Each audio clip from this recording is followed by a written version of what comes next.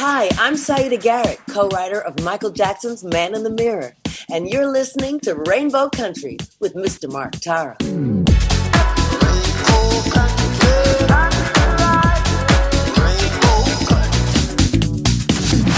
The views and opinions expressed on the following program are those of the persons appearing on the program.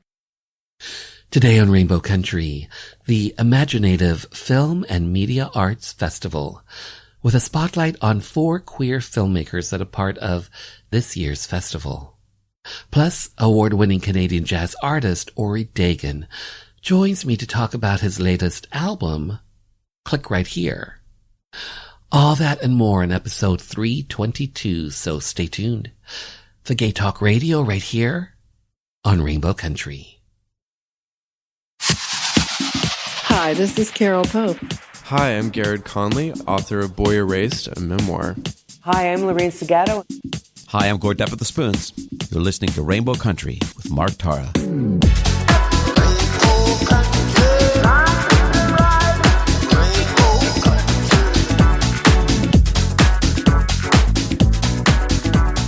Well, hello and welcome to a brand new journey through Rainbow Country.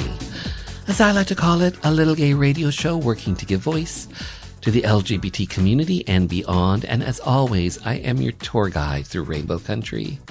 I'm producer and host, Mark Tara. By the way, Rainbow Country originates from CIUT-FM in Toronto, and now proudly in syndication on 12 outlets across Canada, from coast to coast to coast. The Yukon, British Columbia, Saskatchewan, Manitoba, the east coast of Canada in Newfoundland, Ontario, even down to Buffalo, New York, and online. Well, thanks to you tuning in, streaming, downloading, but ultimately listening. Together we continue to build Rainbow Country into a nationally syndicated gay radio show, a #1 LGBT podcast on Podomatic.com's Gay and Lesbian chart, as well as being recognized as Canada's #2 LGBT podcast on feedspot.com. So today, the imagineNATIVE Film and Media Arts Festival runs in person in Toronto, October 18 to the 23rd, and online nationwide, October 24th to the 30th. For more information, you can visit imagineNATIVE.org. So on this episode, I'm spotlighting 4 queer filmmakers that are part of this year's imagineNATIVE Film and Media Arts Festival. Judith Skyler joins me to talk about her short, Once Upon a Time in the Bay. Rylan Friday talks about his short, a horror short called Terror Forming. Amanda Lickers and DaynDanger join me to talk about their short documentary, Our Ways. Plus, later on in the show, award-winning Canadian jazz artist Ori Dagan joins me to talk about his latest album, Click Right Here. Plus, in hour 2, music from LGBT artists, independent artists, voices that we've come to know and love in classic disco, classic 80s, classic house. And on this episode, I'm featuring some Canadian 80s, some queer new music, and more. All that lies ahead as we start off this journey 322 through Rainbow Country. And our first stop is what I like to call the Rainbow Country School for Canadian Gay History. And today's lesson from activist, author, and historian Tim McCaskill talks about Canada's LGBT community of the 1980s.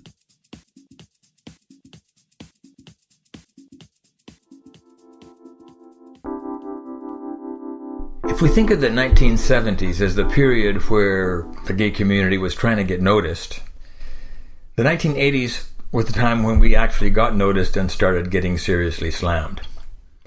The cops had never been happy with Trudeau's 1969 decriminalization. If you look at historian Tom Hooper's work, you'll see that arrests of gay men actually increased across the country after decriminalization. Remember, this was way before apps. If you wanted to hook up, baths or bars were the best places to go, so those were the places that police targeted. And there were a series of bath and bar raids in Montreal and Toronto and Edmonton and Ottawa and other cities.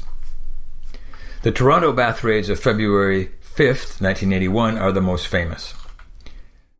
When Toronto's pro-gay mayor John Sewell and the first openly gay candidate for city council, George Hislop, were both defeated in the municipal elections in 1980, the cops figured we were vulnerable and swooped. They smashed into most of the city's gay baths, trashed the places, and arrested almost 300 men on a range of charges. It wasn't just the baths, they were also hassling the bars on concocted liquor license violations, and they were busting individuals and bookstores for porn. Basically, they were trying to shut down the gay village and recriminalize homosexuality. But that night when they hit the baths, they bit off more than they could chew.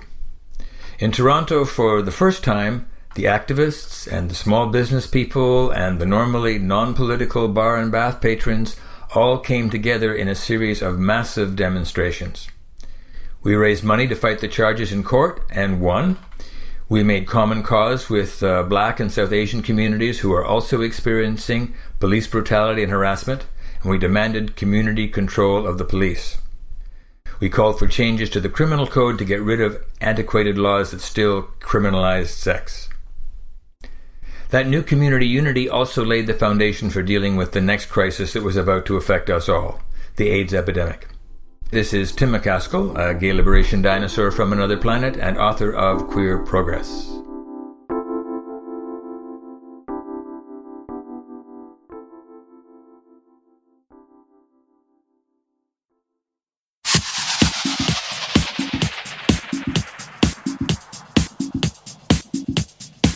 Hi, everybody. This is Gino Vanelli. You're listening to Rainbow Country with Mark Tara.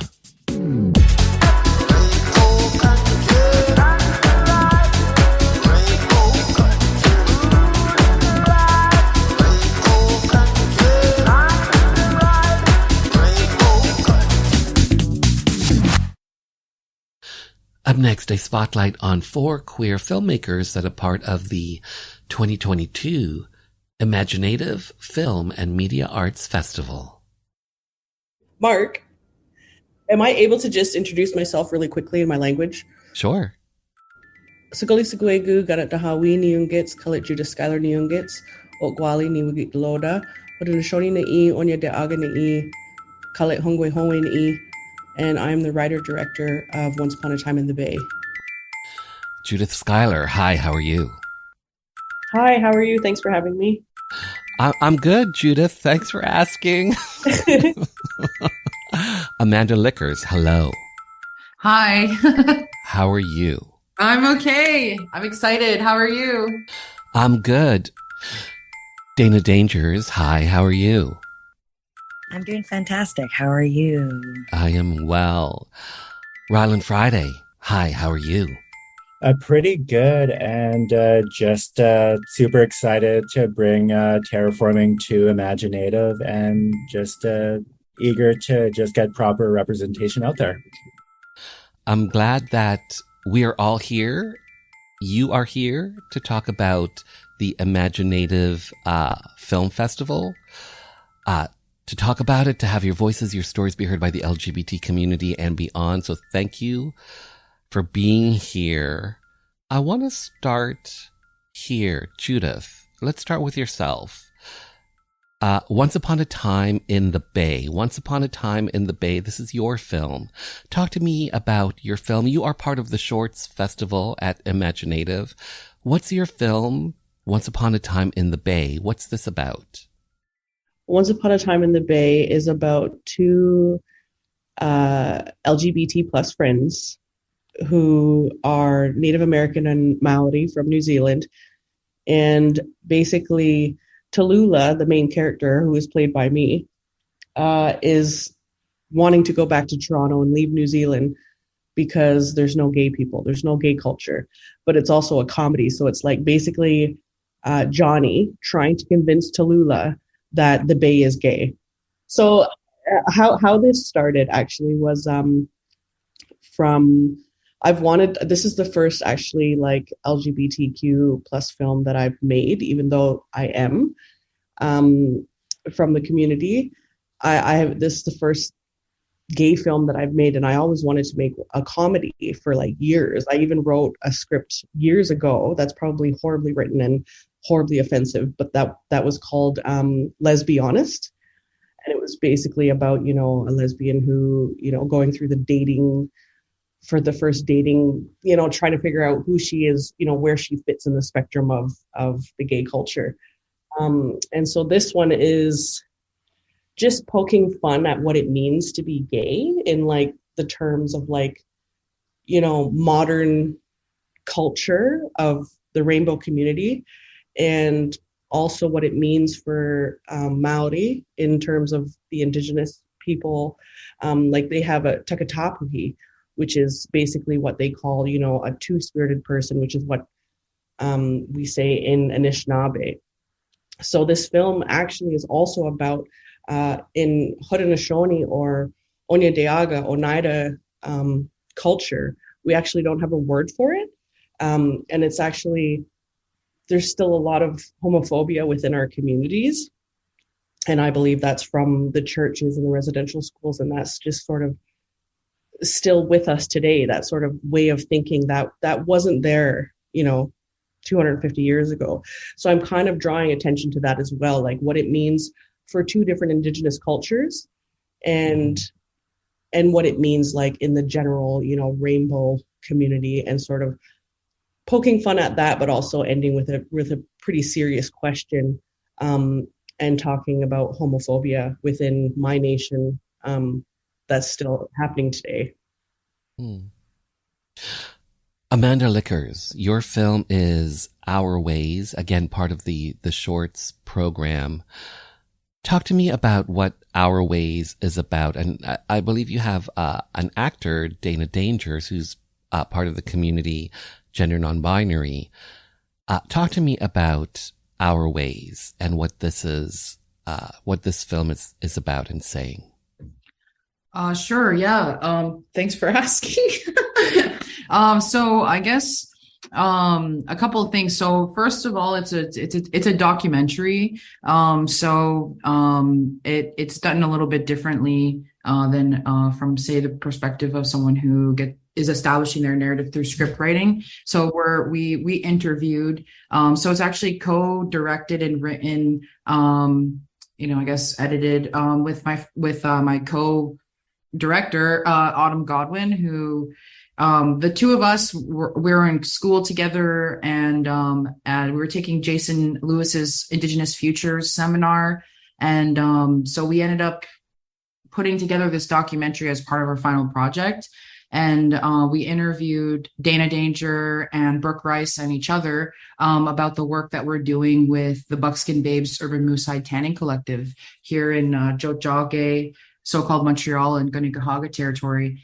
And so it's really, we're talking about our futurity and what does it mean to sort of be putting those relationships to our territories, to our, those intergenerational relations, because in order to do something like hide tanning, you can only do that in order, like when you have, when you're like, you learn from people, right? So, it requires, those knowledges and that traditional knowledge and land-based knowledge from elders and people who have kept it alive. So it's part of keeping that fire burning. It's already been established by those who came before us. And Brooke Rice talks about it in the film, The Indigenous Continuum. Yeah, and Dana and I are both queer and two-spirit. And part of this work is like inextricably tied to our lived experiences and what it means to be queer people in these hide tanning spaces, and also just in, within our own communities, and creating visibility and strength-based narratives for what it means to be like two-spirit, and the way that folks respond like positively. A lot of, not like, obviously we are still dealing with queerphobia and transphobia within our communities. But it's like, I don't know, when at Hyde Camp, I feel like everyone comes together to accomplish this shared goal, and it takes so much labor, and you're literally blood, sweat, and tears together. And the way that just the kind of community that's built through the canning process is really powerful. DaynDangers. Okay, you are part of Our Ways, this documentary made with Amanda Lickers. How did you get involved with this? Talk to me about your involvement in this documentary. So I became involved because a lot of Our Ways really looks also at our own individual governance and our collective governance. And it's really great. I feel like I'm a part of this because I am in the Buckskin Babes Collective. So I'm one of the founding members of this urban Hyde tanning camp. And Autumn and Amanda Yego, they're both like really instrumental people and kin in my life, which is something that is really interesting about our collective, because it really touches on all of the different aspects of our life. There's the professional, the getting the things done, but also our personal ties are very, very strong. And so it made sense for Our Ways that there was multiple voices in it, because that's something that's so integral to our group, is that we all have a say, and we all have space to have a say, and we try to work really hard on that. And so I'm really honored to be asked to, speak about my experience and what the future looks like for my people and for myself and for my kin and the generations to come. So, yeah. And, I've been here as a Métis. I've been here in, Ganyageha territory for a decade now. And so it feels really great to find those kinships when you're really far away from home as well. And to have a voice and a stake in this, because I feel like a lot of Indigenous queer perspectives are not as heard as often. And I think that we're hoping to change that and to, make sure that those voices are heard for our collective, like, well-being and health as like multiple communities coming together, So, Rylan, talk to me about making this film, Terraforming, and what's this film about? And give me the elevator pitch. Terraforming is a queer Indigenous horror film that's made to be shot as a one continuous shot that follows a queer couple on a detour trip. And eventually they go towards Parker, who's Indigenous, Kookum's cabin, where they make a disturbing discovery along the way, which sets the tone for the entire night. And of course, it's great that this entire thing is shot in a continuous shot type fashion, just to bring up that intensity and that anxiety. So, Rylan, talk to me about making this film, and how easy was it? How difficult was it for you to make this film here in Canada? Did you feel supported by the industry at all when making the short? Ooh, I feel like that's a heavy-handed question. Of course, we were in the Crazy Eights filmmaking competition back in 2020, and unfortunately, we were faced with a lot of feedback. We got a lot of racially charged comments geared towards me and my team in terms of how this character should be represented. And unfortunately, they just wanted to reduce us down to a noble savage trope, which I found very unacceptable. And I challenged them, asked for an anti-discrimination policy, which they were lacking. And we were fortunate enough to get Penny Gummerson, who was part of the Trickster series at the time. And she was phenomenal, just to have a Métis playwright just to help elevate this story. And unfortunately, we didn't get selected. And unfortunately, we were able to find a proper home for the film at Urban Inc., based out of Vancouver, which is a theater production company. And they had a digital storytellers edition where they gave us the production funds to make this in the spring. And I'm really glad that we still kept it in the realm of indigeneity and intersectionality. And I knew right then and there that we were in good hands with the urbaning team. And I can thank Corey Payette and Melissa Song for giving me and my team this opportunity and to just believe in us in the project and just to follow us and trust me with this very ambitious film. Well said. Well said.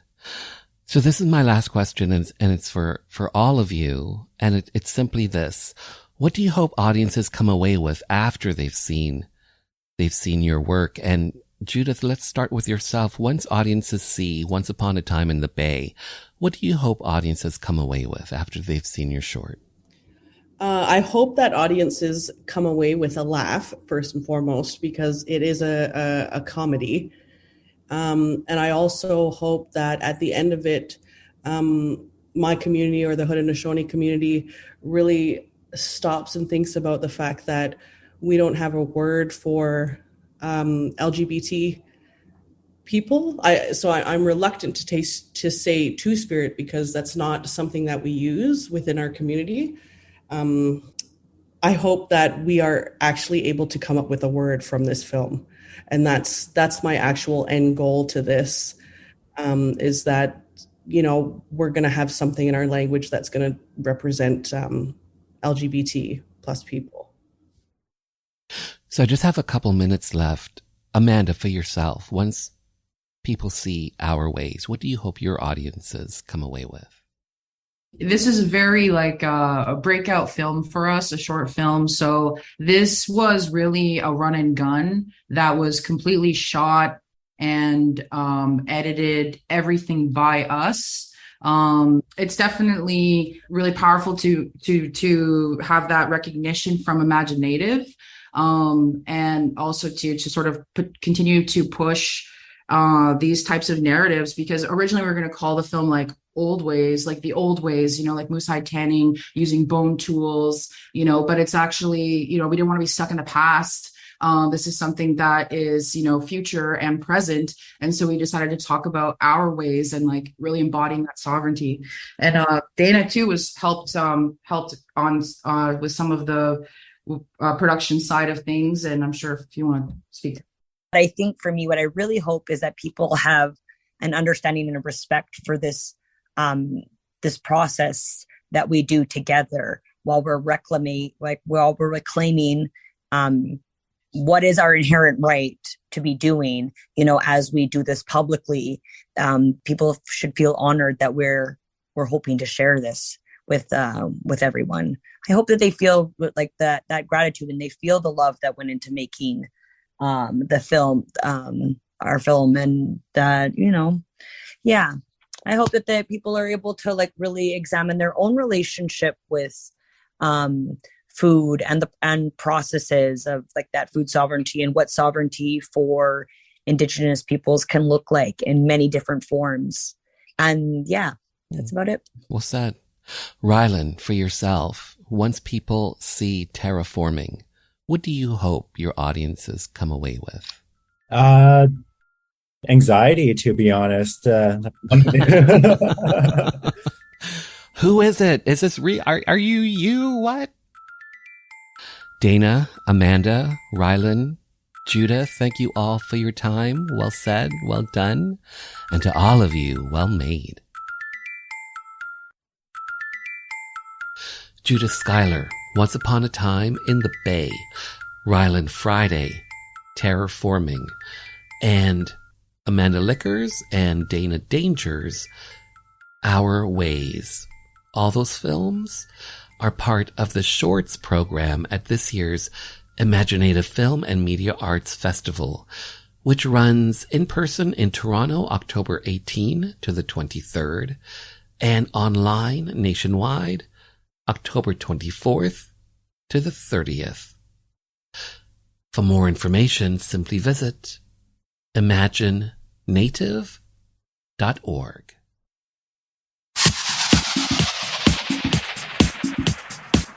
Hi, I'm Keegan Hurst, former professional rugby player, coach, raving homosexual, and you're listening to Rainbow Country with Mark Tara.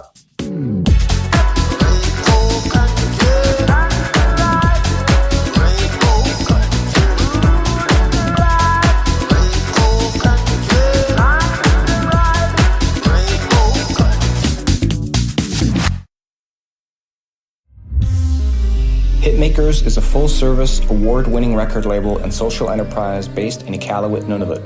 We specialize in the creating and marketing of world-class Inuit and Indigenous music, including pop, hip-hop, rock, folk, and traditional Inuit music.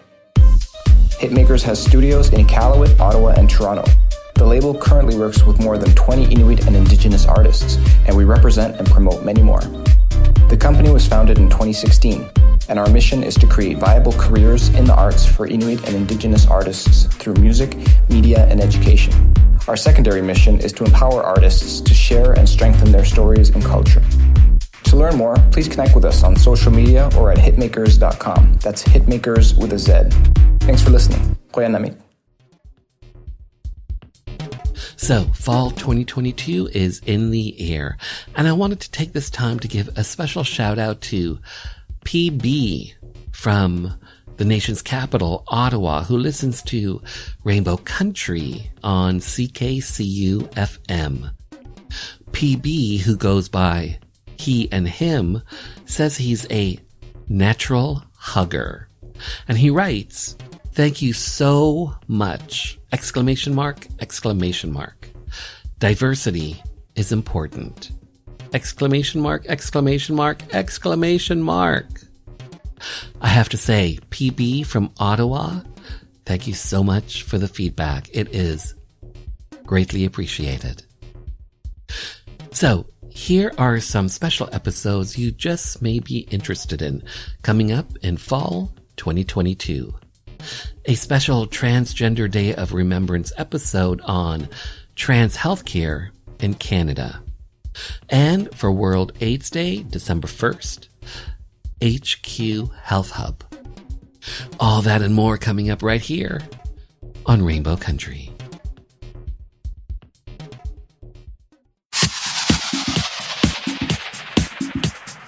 Hi, I'm Garrett Conley, author of Boy Erased, a memoir. You're listening to Rainbow Country with Mark Tara.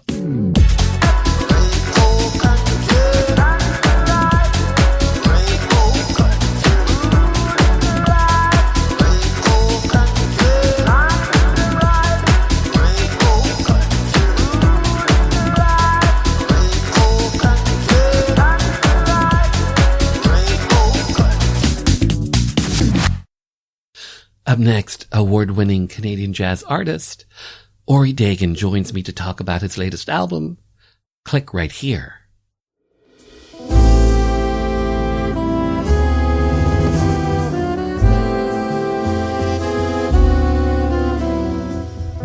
Careful what you do, careful what you don't do, careful when you click and where you share, careful what you open, what you search for.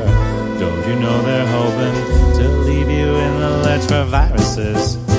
They're everywhere, mother viruses. They're everywhere, viruses. They're everywhere, mother viruses. They're everywhere. You can't say I don't care. You can't say I don't care. You gotta beware. You must beware. Just like insolence, just like violence, just like ignorance, and there is no consequence. Ori Dagan, hello. Hi, how are you? Good. So nice to be back on your show. I have to say thank you for being back on Rainbow Country, to have your voice, your story be heard by the LGBT community and beyond. Mr. Ori Dagan, thank you for that, especially to talk about Click Right Here. Click Right Here. This is your latest record, your latest album. Talk to me about the sound of this record, the sonic landscape. How would you describe the sound of Click Right Here? Well, Click Right Here is really an album unlike anything I've ever done before. for several reasons. And one of those reasons has to do with the soundscape. It is an 8-piece band: piano, guitar, bass, drums, alto sax, tenor sax, trumpet, trombone. So I was really fortunate to receive a Factor grant, which helped to make this possible. And this was your first grant from the government, correct? It was my first Factor grant. It's my first Factor grant for recording. I received some support from Factor in the past when I went to showcase at South by Southwest. They were great. But yeah, no, this was a really great. I didn't even actually know how great it was. I just knew I should apply to this grant. But it's been amazingly supportive. It came with some money for touring and for marketing, as well as recording the album itself. So really, really, really grateful to Factor for that. But really, the record is kind of, it's a dream project that I've wanted to do for a while. I always said in the back of my head, I don't have time to write a whole album of original songs. And then once we were in a pandemic, I really had no excuse. So I just said, okay, I've got the time, and this is, I've got some funding. Let's do it. So the album is really about bringing jazz music into the 21st century. So in a sense, even though I used a really kind of a traditional jazz, old school instrumentation with kind of a big band sound, the songs are really very definitively about our current life. So I've got songs about social media, songs about online dating, songs about viruses, etc. So was this record recorded during COVID? It was. How was that for you? Oh my God, it was so intense. I'm telling you, it was seriously, I mean, we've been through so much. It's kind of funny. And in the first year of COVID, every month was different. There were, in terms of the restrictions and the panic. And so this was recorded. So I have to say, it was also written during most of these songs were written during COVID. I would say summer of 2020. I was, writing a lot. I have a problem writing at home. I don't know why. I'm more productive when I'm outside of the house. So I would often go out to parks, and some of the tunes were actually written with Nathan Hiltz, my amazing musical director. He wrote these charts. So some of them were written with him in his backyard, summer of 2020. And actually, the whole album was recorded September 21st and 22nd of 2020. So it was really intense because, one example of how things were kind of intense were, normally if you did an album with a big band, you would book studio time and the big band would be there and you would be there. But we were only allowed to have 10 people in the building when we recorded this. So we had to record the rhythm section and myself in the morning, because between them and the recording engineer and the producer, etc., we were over 10 people. So the horns were recorded that evening. And you know what? It turned out to be really good because we were so focused. It actually turned out to be very efficient and really great. But there was really an intensity in the air at that time. Even just being in the studio was almost taboo, because this was pre-vaccine, wasn't it? Exactly. Yeah. Pre-vaccine, the world was in turmoil. It was panic. So, this album, there are no ballads on it. There are definitely some dark themes, but they're delivered with humor. And the album itself is really kind of, there's a lot of fun in it. It's fun, and it was really kind of cathartic for sure to be able to do something fun in such a dark time in our life. Identity theft, pocket dialing, online dating, social media. You were just mentioning these are some of the topics that you talk about in Click Right Here. Okay, so here's a random question. Where you were just saying you were in backyards, you were in parks, but were you immersed in the digital world while you were sitting in a backyard or in a park? Were you wearing a 3D visor or something, or like one of those Oculus Rifts or something, because it's very digitally oriented in regards to your lyrics. Well, I guess, but I mean, like, I'll say I've always wanted to write this record. Like, for 10 years now, this has been in the back of my mind, where I really wanted to bring jazz music into the present. I mean, so much of jazz is nostalgia, which is fine. It's great. But I think for me, there's always been kind of a drive to be more relevant and timely with this music, which is really, to me, jazz is all about improvisation and living in the moment. So how could I live in the moment if I'm only singing Cole Porter songs? And I find that a lot of times when people do write original songs in jazz, they sound like they're old songs. They sound like it's from the 30s or the 40s. And I've written songs like that as well. So this was really a challenge. I've never actually heard an album like this, I have to confess. I've never heard a whole album where someone tried to do this. And that's kind of what was challenging about it and also really rewarding about it. I will say, actually, if you're asking about specific inspiration, so the song "Viruses," which starts the album and is, I'm really proud of this song because I really pushed myself with this one. I actually collaborated with my favorite rapper, Eric Flo. We met at Canada's Music Incubator. We were both doing this professional development program in, I believe it was 2016. And I'm not into rap that much, I have to admit. It's not my thing. But great music is great music, and this guy is phenomenal. So I always thought, wouldn't it be fun to do something with a rapper? And when this song, ended up writing itself, I knew this was the one. So to answer your question, July of 2020, I just actually had this amazing interview feature on CBC, The National.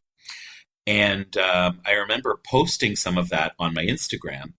And I got this note in my inbox in Instagram that said, if you do not remove this, they didn't specify that it was that video, but they just said, there's been a video that you've posted that completely violates copyright law. And if you do not remove it, your entire Instagram will be deleted. Click right here to enter your personal information.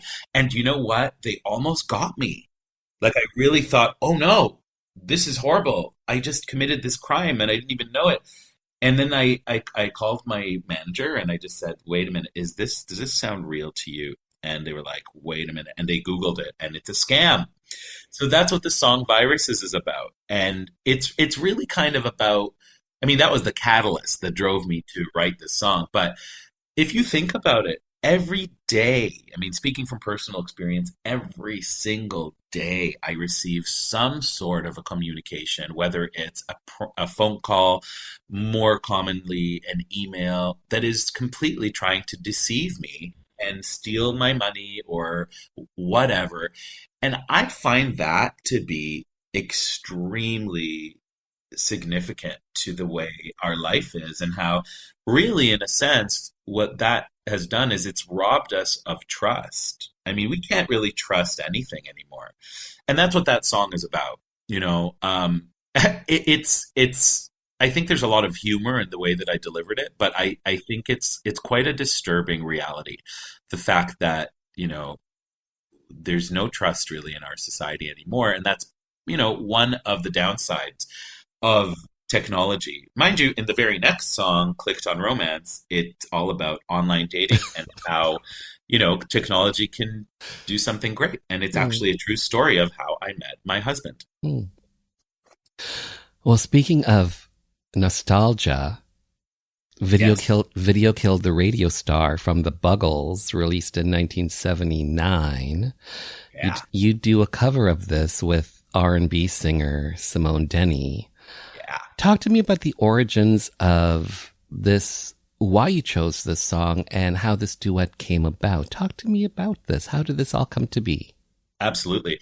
So, for the past 20 odd years, I've been singing jazz, and a lot of that has been singing standards, singing covers, and it's something I really enjoy.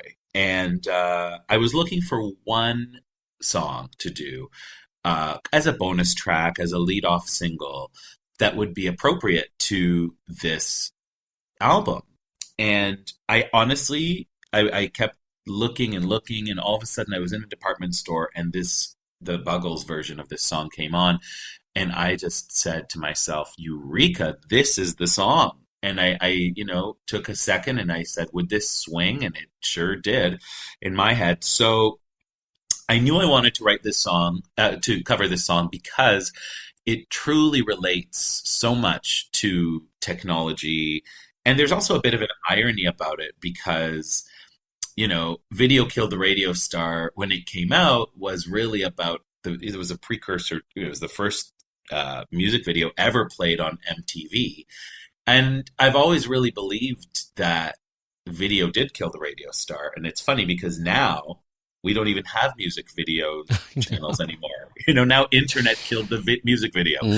But I thought it would be really fun to jazz this song up. I think it really takes a lot of skill to effectively cover a classic song. I think it's something that a lot of people take for granted. To make it your own. Oh, you're just doing covers, whatever. It's hard to do covers well. I think it's really challenging, particularly with a classic.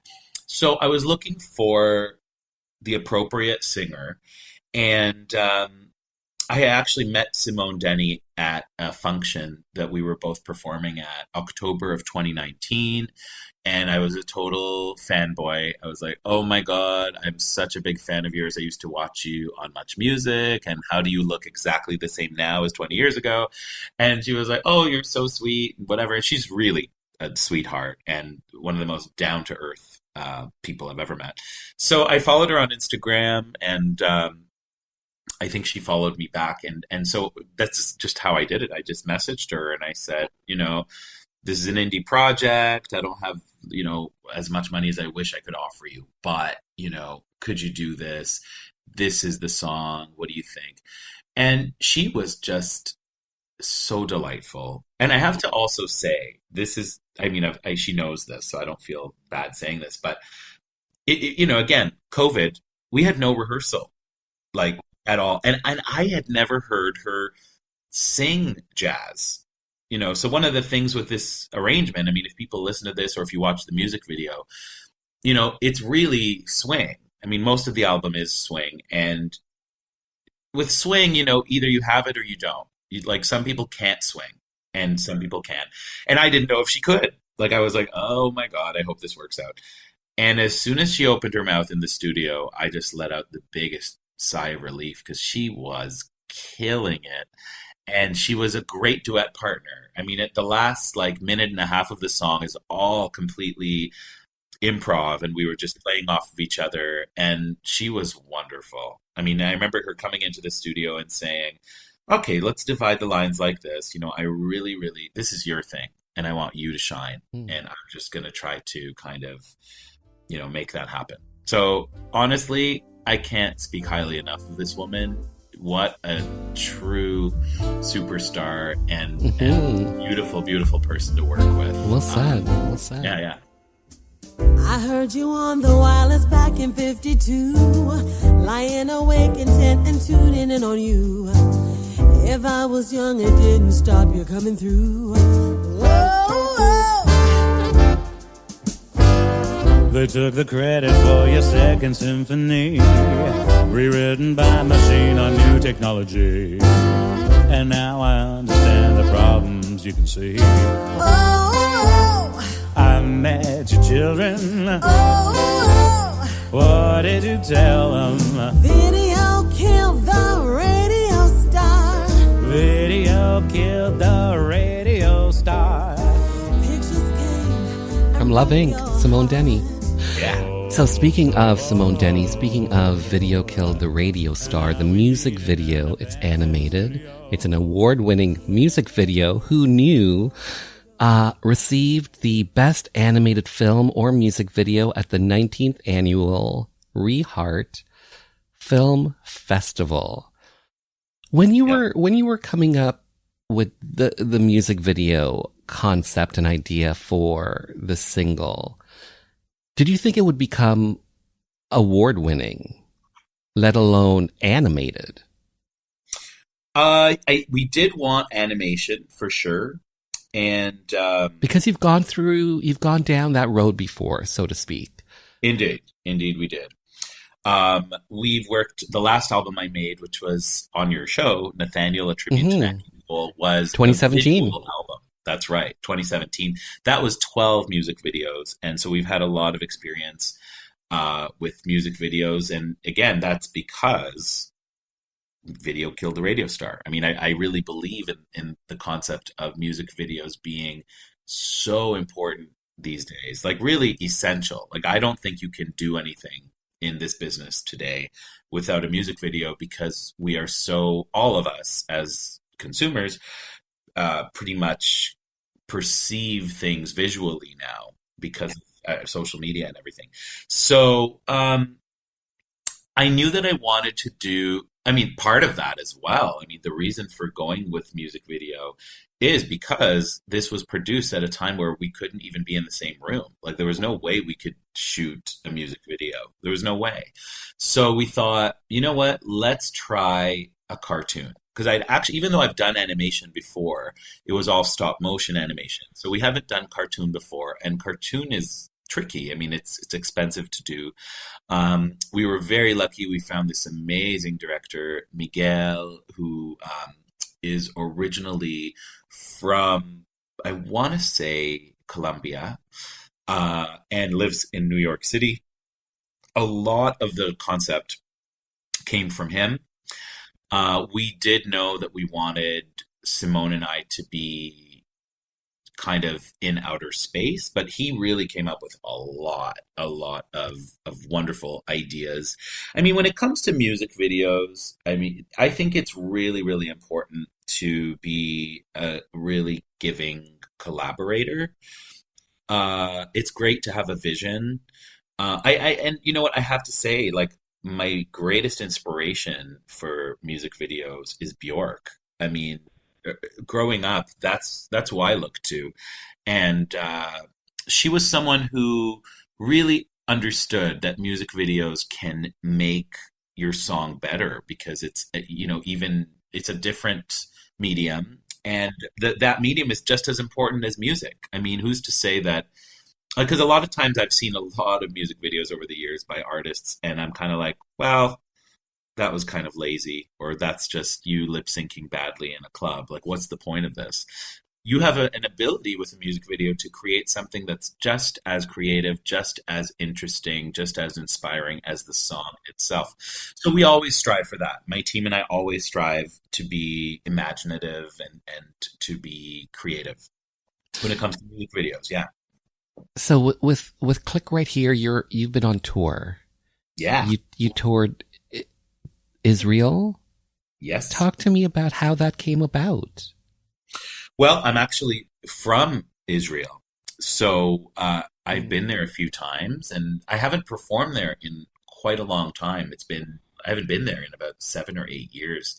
So it was actually really organic. I got some contacts from a friend, and I emailed these clubs. It was fun. I have to say, even better over the summers, I got to tour this album in Macedonia, which was a huge surprise, because basically my producer on the project, his name is Davor Yordanovsky, and he's from Macedonia. And again, this is a Factor story. Thank you, Factor. Part of my grant was that I had some money for touring, but it was very specified. Like, you had to have 4 dates in a row in a given territory. And so I was looking around for places to do this. And I asked Davor if he knew of any places in Macedonia. So we managed to get a booking at a huge summer festival in the capital of Macedonia, Skopje. And we were the closing act of this summer festival. Well done. And it was amazing. I got to play. Touring is tricky. It's really my ultimate goal, is really to go around the world and share my music. So I've had the opportunity to do some touring in the past in South Korea and Morocco, and I showcased at South by Southwest in Texas. Never been to Macedonia until now. And it was really cool because I got to play this album. I got to really do, in Macedonia, we did Click Right Here at this Skopje Summer Festival with 8 Macedonian musicians. So that was really, really interesting and challenging. And I think we had one rehearsal. So it was amazing, very rewarding experience. I had some young people come up to me after the concert, people in their 20s, 30s, and they said that they'd never heard anything like this. They loved my music.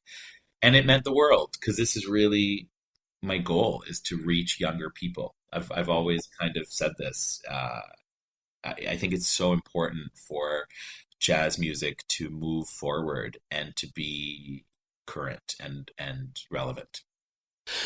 I love it. Ori Dagan touring the world brick by brick. That's well done. Well done on that. Thank you so much. You are part of the LGBT community, and you were mentioning earlier about meeting your husband digitally, I guess. How did the two of you meet? Plenty of fish. Okay. And that's in the song, actually. Which is a dating website?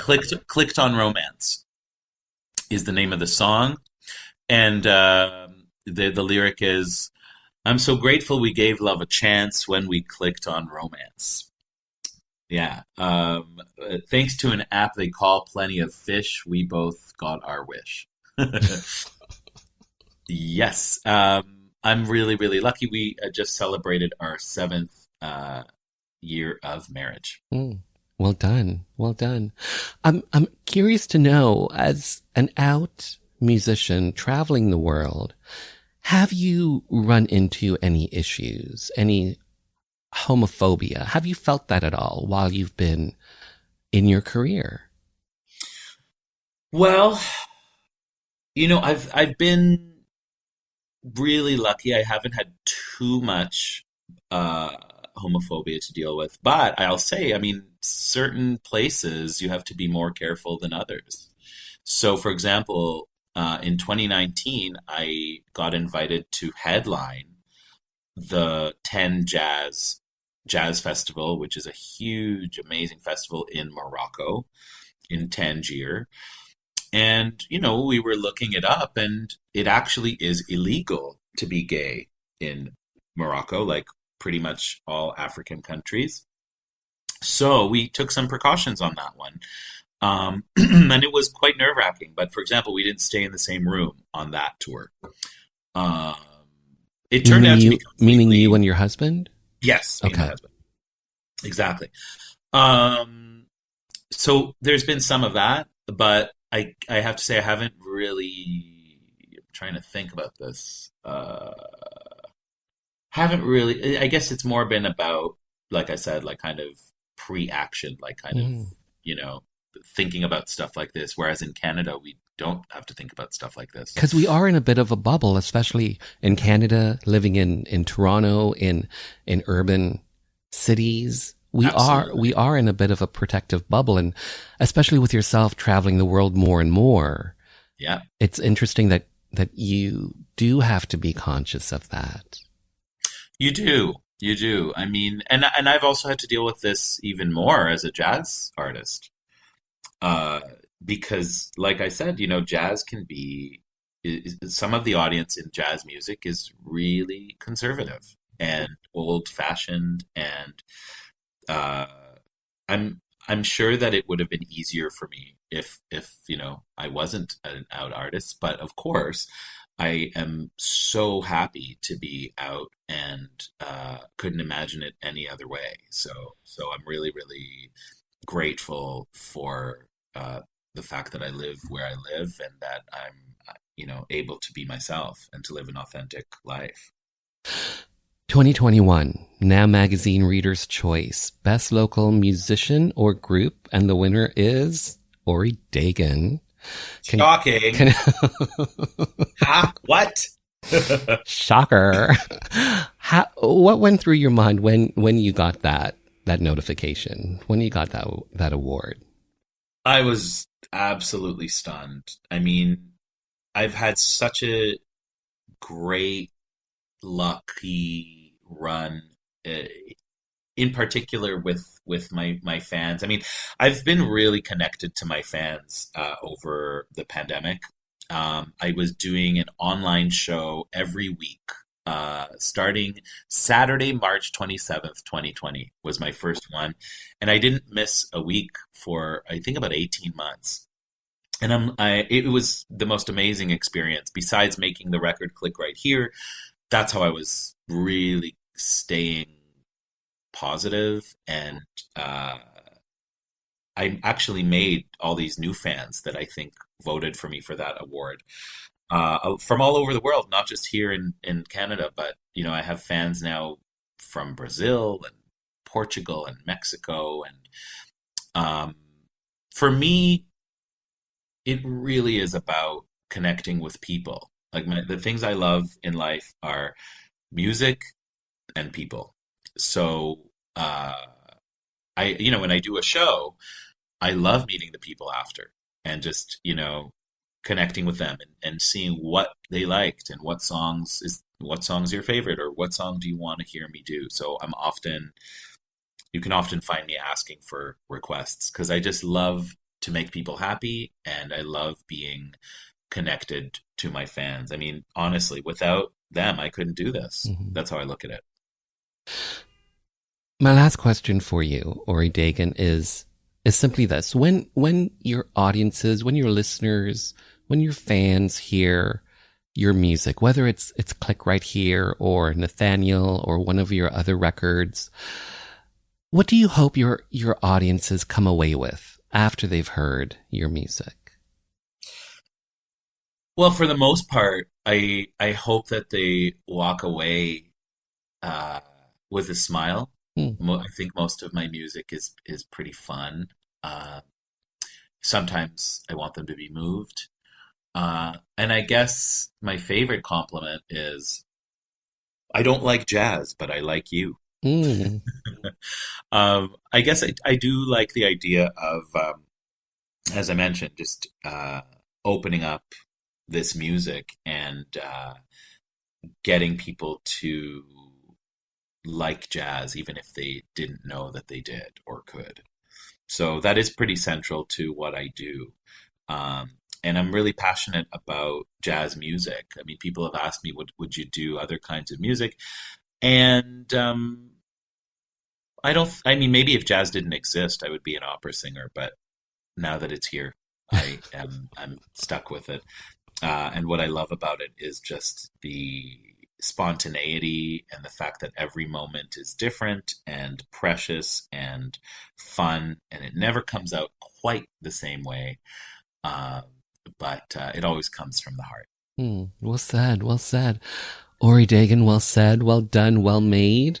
Thank you for your time. Thanks for being on the show. Thanks so much for having me. Thanks for all your amazing work, keeping our community's voices alive and thriving. We really appreciate you, Mark.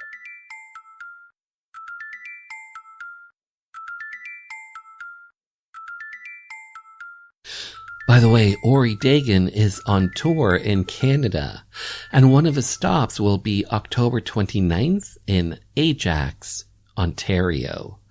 For all things Dagan, simply visit oridagan.com.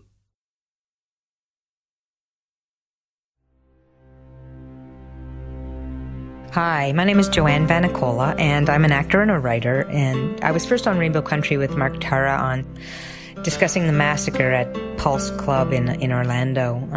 I realized how important it was for our community to have a radio station, specifically for our issues, to talk about people in the LGBTQ community and to provide an outlet for our stories, to discuss our politics, culture, and give voice to the issues that matter to us.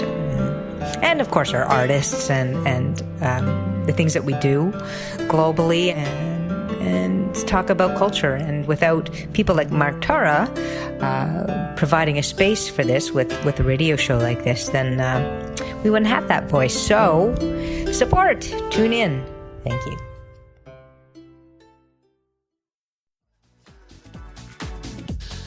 And just like that, this little gay journey through Rainbow Country has come to an end.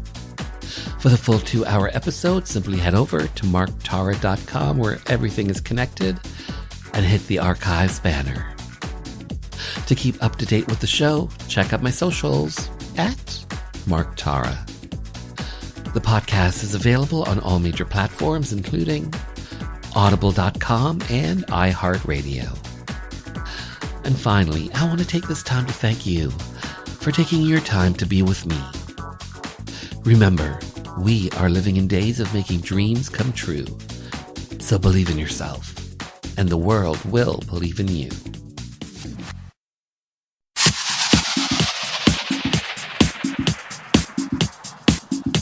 Hi, this is Police Constable Danielle Botno, also known as LGBT Cop, and you're listening to Rainbow Country with Mark Tara.